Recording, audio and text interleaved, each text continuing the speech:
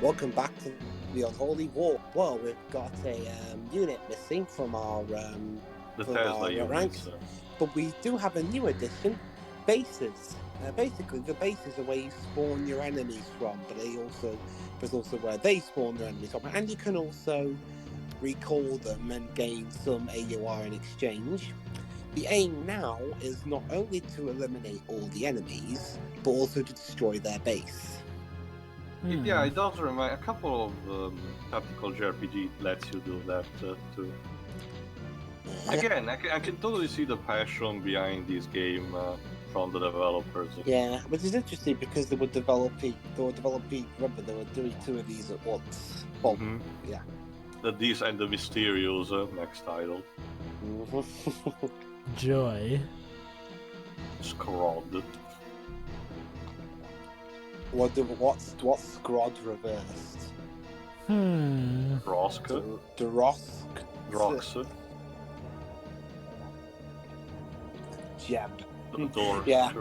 Imagine all these terrifying names, and then you have Jeb. It's the Arif and Bob trope. Wasn't there a character named Jeb in Arrested Development, Jova? Oh, okay. Yes. Actually, how big is Arrested Development? As a franchise in general, not in a sense of how many things they spend by. Like, is it like a very long-running series? Actually, Dwibs, his name is pronounced Job. Oh, sorry, I got it. Well, that was Will Arnett's character on it. Yes. Wait, Dwibs and Jova, can you tell me? Arrested Development, it did last few series on Fox, but it got cancelled due to low ratings, although Netflix have made a couple of series. Upon which it got picked up for a fourth season, then went on quite a bit of a hiatus, until it came back for a fifth season, but not before they remixed the fourth season. I wish we could get more season this way of Firefly. Jesus Christ. Well, considering Joss Whedon's reputation. Yeah, I know. It's so weird. Firefly is literally the series that was literally begging to be revived, but through all circumstances it couldn't. And considering who owns Firefly? Who is it? Comcast? Disney. Oh, right. Really? I'm almost surprised they haven't. I think that kind of sense I can see potentially a revival. Who knows? But I guess it's one of the series I would prefer to put on Hulu rather than Disney Plus. Yeah, it's not exactly family friendly, that is. No. There we go. I win using the power of speed. The giant mechanical spider. I was gonna say speed.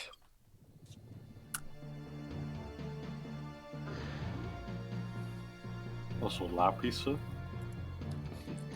Lapis, not blue enough. Sorry.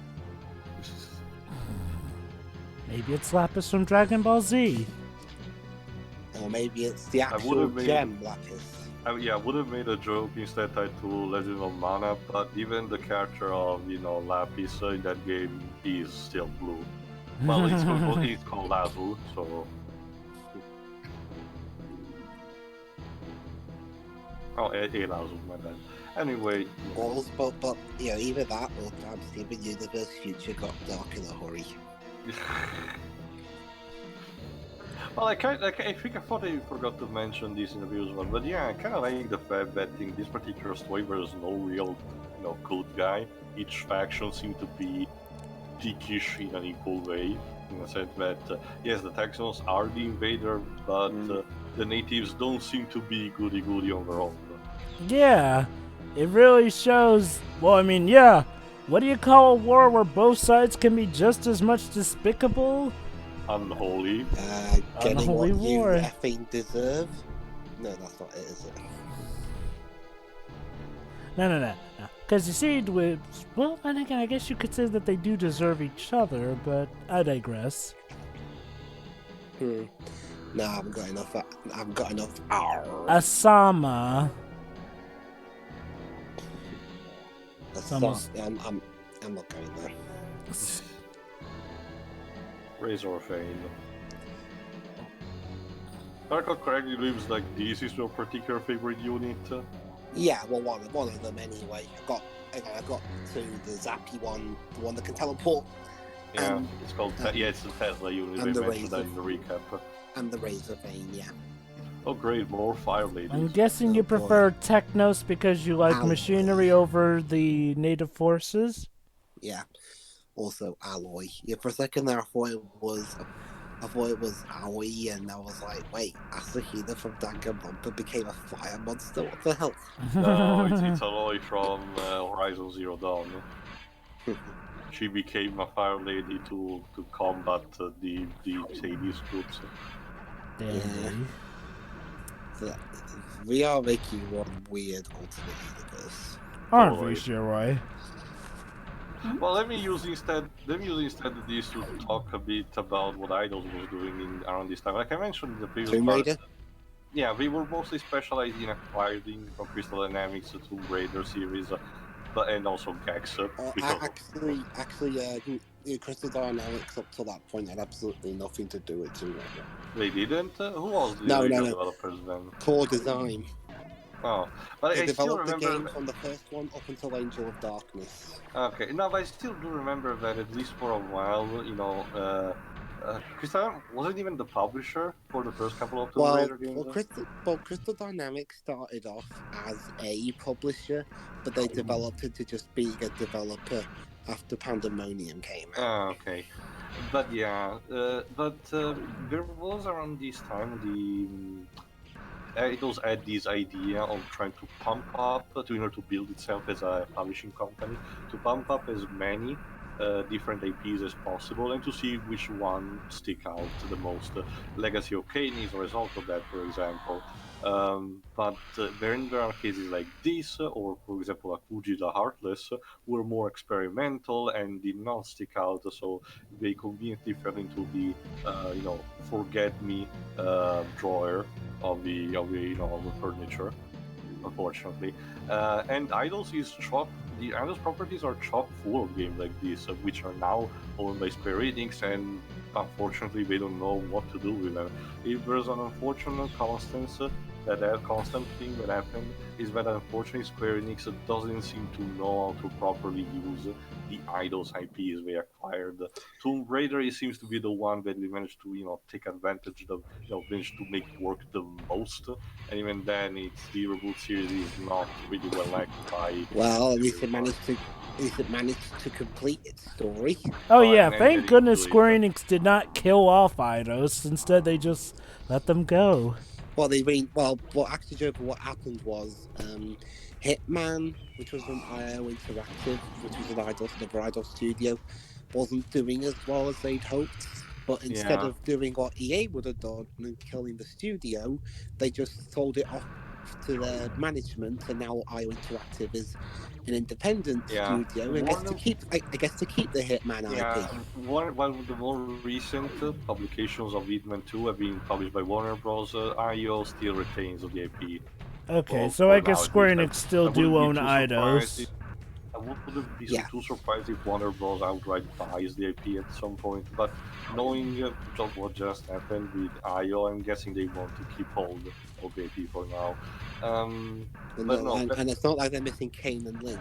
no. Oh, Kane Lynch was Caden another Lynch. sort of experiment that went completely wrong, and it was infamous for creating Giant Bomb because the one reviewer decided to give the first game, he dared to give a 6 out of 10, And he got fired for that. under orders by Square Enix, nonetheless. What a charming group of people. Then there was Deus Ex, which, with Human Revolution, it proved that the modern Deus Ex could happen. But unfortunately, Mankind Divided was not as well received. So, and now it's put on hold. Um, and then there was Nosgoth, an attempt to revive the legacy of KNP with an MMO that went absolutely nowhere. The closest we got instead to a positive outcome is, thanks to the Square Enix Initiative program, a studio picking up the Fear Effect IP and remaking the first game while creating a new title, Fear Effect Sedna. it didn't, it wasn't didn't receive that much marketing, and it wasn't super stellar in sales, but it was still considered a success. So I there's didn't know that game got a remake. the first one, mind you. The Yeah, second one, not I really so much. liked that one. Oh, I think it's on Steam if you want to check. I don't see if I can page the link. Didn't SCWRM not turn out very well? Senna, again, I heard again that it didn't have that much marketing. I mean, or hell, it was sales. like, it's like what Sega, from what I've read about Fear Effect, said that it's kind of like how they handled it was like how Sega are handling like Streets of Rage, they're licensing it out to other publishers. Again, the Square Enix initiative works like this. Square Enix is putting these idols IP on, in a sense, on Square Enix Collective also. Yeah, thank you, collective initiative. Square Enix says these idols IP, they put it on the table and says if you are an indie studio that want to handle those or to develop your own game, please tell us. We'll give you support, and it will basically it's sort of exposure in that kind of sense. If only they would.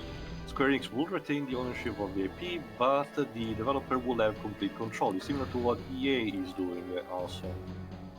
And from this collective project, other than the Fear Effect games, the most noticeable example that came out is Unholy 2, that shooter that we saw at E3, and an indie game called Forgotten Anne, which I actually really like. It's a puzzle game, a 2D puzzle game with a hand-drawn art style, the one that Pedro likes, which is a sort in art style. It's a sort of a callback to classic Studio Ghibli movies. I really recommend that. Mm-hmm.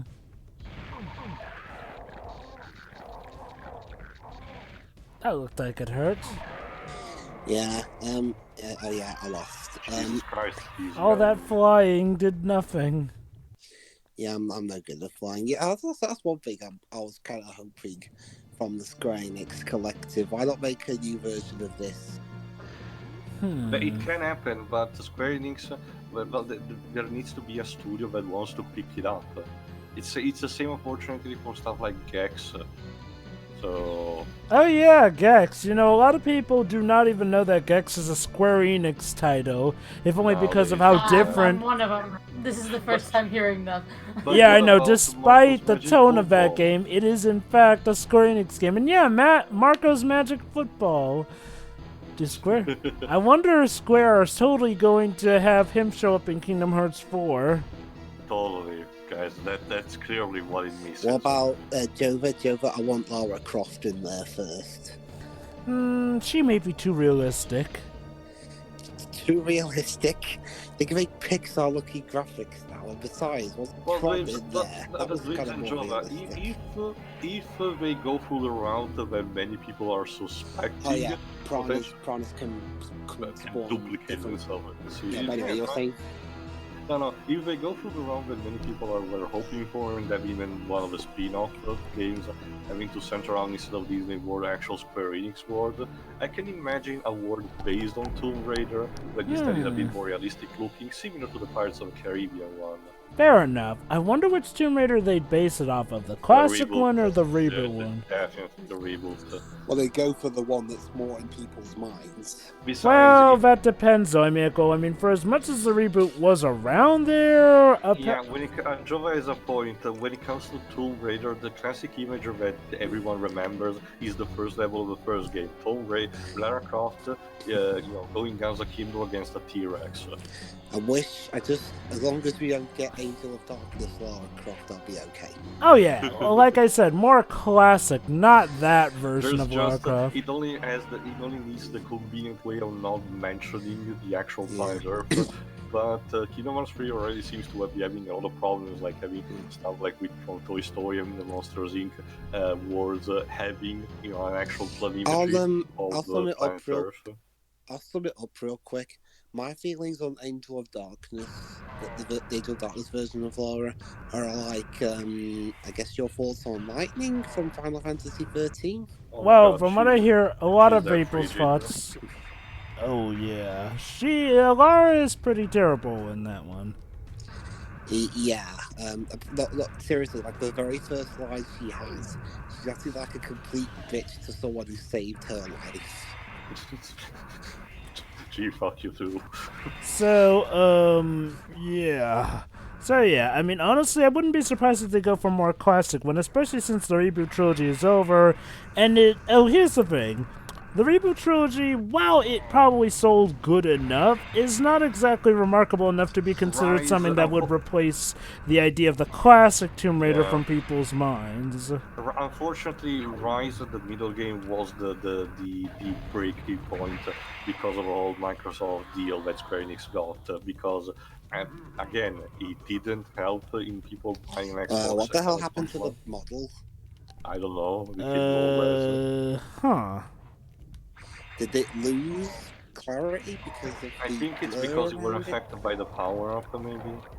Oh, so having the power causes you to lose parts of your body. I can imagine that. But no, anyway, but yeah, unfortunately, Rise was the catalyst because of the Xbox One deal, and it didn't help. People did not bought an Xbox One for Rise of Tomb Raider, so everyone just waited until it released on PS4 and PC, and when that happened, the game already lost steam. And there we go. The base And is Shadow of the destroyed. Tomb Raider did not do much to Shadow reinvigorate is people's better, but interest. unfortunately, it just ends the thing with a whimper more than a bang. But anyway, there we go. The base is destroyed. All I've got to do now is take care of the rest of these books. Goody. And with the power of Savile, I will do so. So yeah, I have no idea what. Wait. What kind of name is Yaklu? Yaklu and Yay. Oh, yeah. Spawning fails. Yeah, I guess it has a percentage. Plus, you have to be within a certain radius to do So, who So, yeah. owns this game, technically, you have to wonder? Square Enix. it. Square. Even though, wasn't this a game made for Namco Bandai, ironically? No. The next the game. next This one was was. made for Idols. Oh, okay then. Well, at this point, Toys Similar for to Bob had Pandemonium, basically. basically Toys for Bob had a good working relationship with Bandai at the time. They were the ones publishing their games in Japan. Such a good relationship that they didn't have a proper translator. Yeah, Oops. which was, I mean, I guess for Pandemonium, there wasn't as much translating required there, so they just replaced the cutscenes for the first game and changed the character model. Remind me again, what's Pandemonium called in Japan? Magical hoppers. Okay. That makes it sound like a very different game. Yeah. Bandai are weird. Hoorah. Fair rules. And with this, I think you conquered everyone in the meta. If I have Well Technos done. victory. Even we spent most of it talking about Square. August victory. Augusta. Wait, so I guess July victory wasn't good enough. Right. Well, let's someone see. knows what The that phrase definition of means. August is respected and impressive. Oh, there you go. I am August.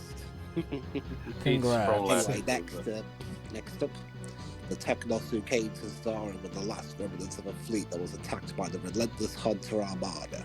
Damaged beyond repair, the last Technos starship crash-landed on Zara, hoping that the planet's unusual radiation fuel would mask their ship's presence from the Hunter's scanners. Which we'll never see, I guess. The answer. Yeah. And I think we do, just a bit of them. Anyway, our wasps show excellent productivity in the Deadlands with the new habitats in there. Basically, there's AUR all over the place, but we've got to make sure we kill the enemies as well. Oh yeah. Also, this is my favourite level overworld track in the game. Who was the composer? Burke Treichman, who was Toys for Bob's go-to composer at this time, along with another guy whose name I can't remember. Okay. He did. Treichman did the music for Pandemonium 1, this game, and I'm guessing a successor because I don't know, because there's no the only credit the developers got is programmed by Crystal Dynamics. Remember, at this point, apparently, at least even according to when Naughty Dog were making Crash for Japan, I think they and Sony were thinking,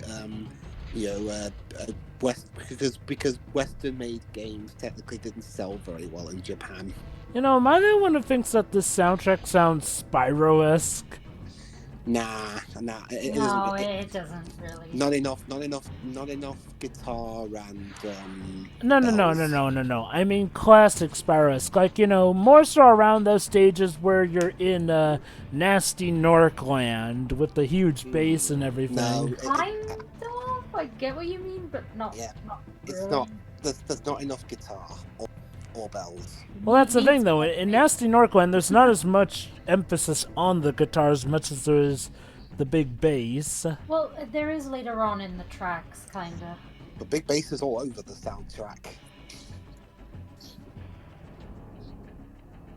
Yeah. With sound bits like that, it sounds a bit like the chord part. Oh, great. What the hell is that? A rhino? I swear in some tracks, bass. A rhino that is running the fudge away from you, the more smaller amber. I swear in the Spyro game, at least the ones Stuart Copeland made, the music, it's like the bass was like the lead instrument, which is funny because he's primarily a drummer. Anyway, the rhino, which got a interesting. It destroyed you. Yeah, but anyway, it has an interesting remade method of attack in the successor. Interesting. Yes, it farts. Good to know. They fart? They fart, sir. They fart. To try and make it more child-friendly, because that game was made for young'uns. It boggles the mind, don't it? But the thing is that the attack here is just a simple blast wave. I don't think there's anything offensive. No, they have blast waves and they have gas in this game, but in the other game it's him farting. Okay. Because, lol. Yeah. I don't know. Anyway, Luca is going to go boom. Isn't Luca's the name of that octopus in Shark Tale? It's a common name, Dwibs. It's the Italian for Luca. That's the one I know it more from, though. There's this particular game, I think she may like it. I forgot if it was like on Newgrounds or something. It's called No Luca No. It's literally just you in front of a JPEG of a bowl of cereal, and this JPEG of a black cat is trying to swoop in to let it fall, and you need to use the mouse to constantly push it away while a voice says No Luca No. Constantly. What? And it goes faster as it goes on. Alright. Makes sense. It got so popular. Another sort of indie game, One Finger Death Punch, has a mode that is called No Luca Mode, where it incorporates into what you have to play. Believe me, for a game like One Finger Death Punch, having that kind of mode is like an equivalent of impossible mode. I'm probably gonna need to find this now. Well, sorry guys, Luca is dead. Oh no. Let's have a minute silence. Memory. Okay, over.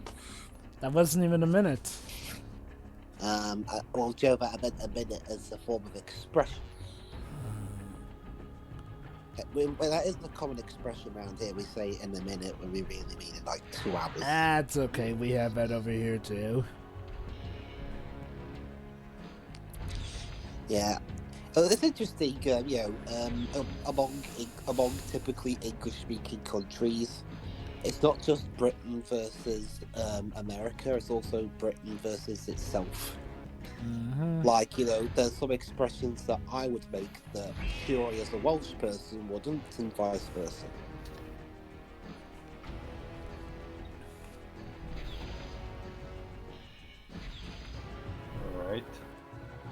interesting find there, Tio. I'll tell you more later. But yeah, you're pretty close to destroy the native spawns. Yeah. The thing about these, I think they can be really challenging, or they don't really take that long to complete at all. I already imagine the Technos be like, they're not like you and me, which means they must be evil. Yeah. I love how the Technos programmed the robots to have incredibly evil laughs. Yeah, that's another thing about this game. We've seen that a couple of times earlier as well. If you're near enough to an enemy, when you're battling, sometimes you can have 2 battles at once. You don't get a choice either. You have to battle. Energize. Basically, that means your health bar, your magic, not your magic meter, your energy meter is filled back up, and it's unlimited for how long you have the power up for. Interesting. Oh.